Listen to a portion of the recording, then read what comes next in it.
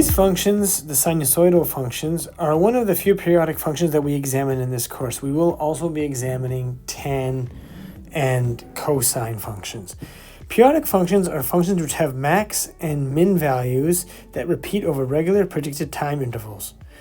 These functions can also be thought of as cyclical or to occur in cycles. And what we mean by that is that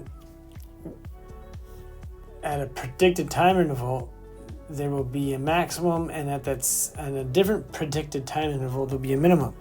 In physics, these are also known as wave functions. In general, f at x is equal to sine x kind of looks like this, where you have really a symmetrical wave function.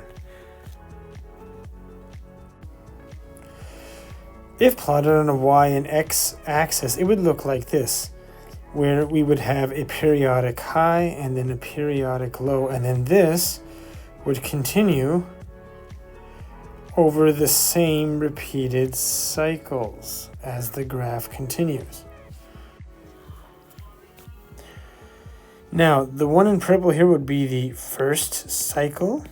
So that would be one complete cycle from here all the way to here. And then the graph in red would be the second cycle. Now, typically, the x-axis would represent some kind of time frame, often expressed in radians. So the period is the time that it takes to complete one full cycle. And so we wouldn't continue to count the total period for every cycle, because we know that that is just something that is cyclical or repeated.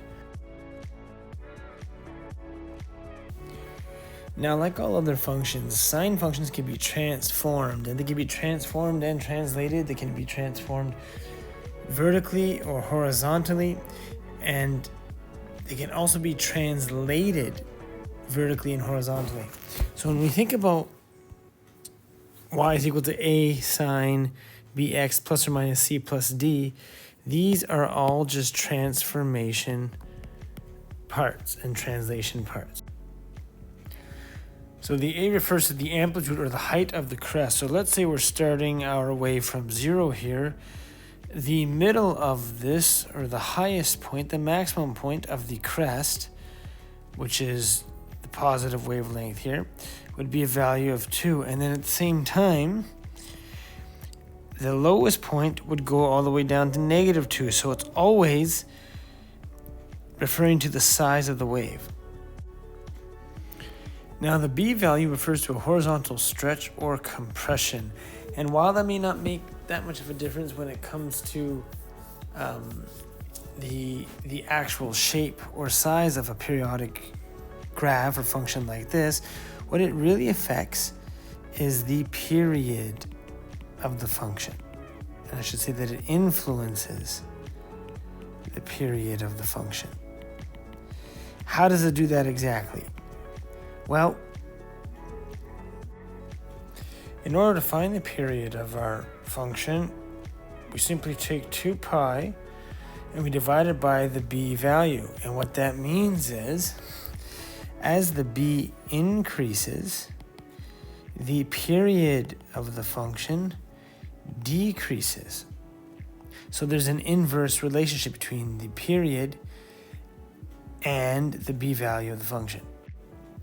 The c value is the horizontal translation, and what that tells you is how far away from the 0 axis this graph starts. So here, when it's y is equal to, let's say, 2 sine x, well, it starts right at the 0 mark. Now, let's say that it was y is equal to 2 sine, and then it'll be x plus 2. Well, just like in previous math courses, whenever a sign is inside the bracket, the x value is actually opposite of that sign. So that would be equal to negative 2. So that means that this point over here in red would actually start over here 2 units over to the left. And then we'd have our value at 2, and the graph would go like this. I mean, roughly it would be about the same, but it would can make it actually go. Let me clean that graph up a little bit here. Go like this. Oops. Yeah, something like that, roughly. Now the D is what we call the midline, or it's the line that separates the min and the max so that the graph is completely symmetrical. So over here, when it just crosses, or I should say when the max and the min is separated by just the x value at 0, that's when D is at 0. Now let's say I have something like this. So over here in blue, just for reference here, the blue is going to be y is equal to sine x. So everything is right at 0. Nothing's been shifted or stretched. And let's say I have y is equal to sine x. And then we say plus 1. Well, that means that instead of starting from 0, like we did in the previous graph, we're going to go up to plus 1. And I'm going to draw a midline, our dotted line, all the way through plus 1. And so then from plus 1, my graph is going to go over and then under like this until it reaches, well, the midline. And so you can see what this does is this shifts the whole graph up. At the same time, let's say I had y equals sine x minus 1. And we're going to do this one in red. Well, I would, again, start at negative 1 over here. And then go like this. And sorry, first I would actually do the dotted midline. So that's about halfway through. And then it would be something like this. Where again, not much has changed in terms of size, but it's been shifted downwards by a factor of 1.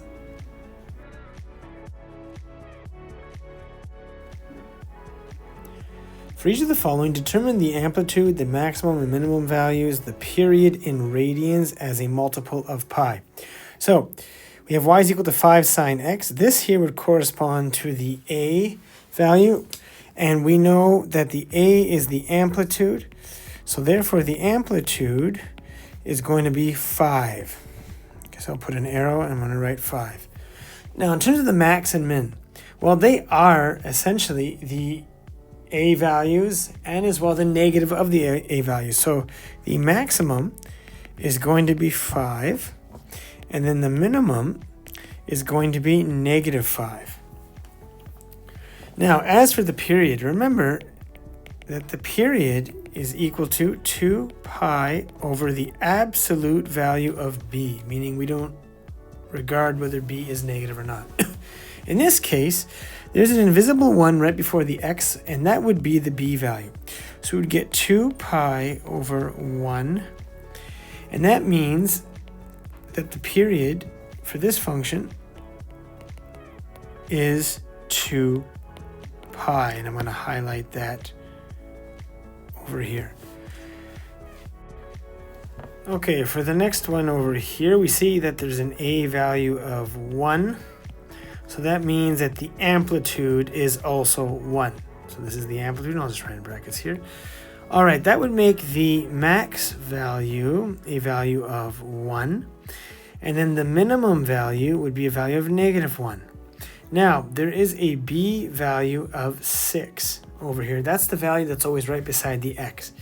And so that's going to be useful for a period, because the period is equal to 2 pi over the absolute value of b, which is 2 pi over 6. And in this case, 2 over 6 can simplify into pi over 3.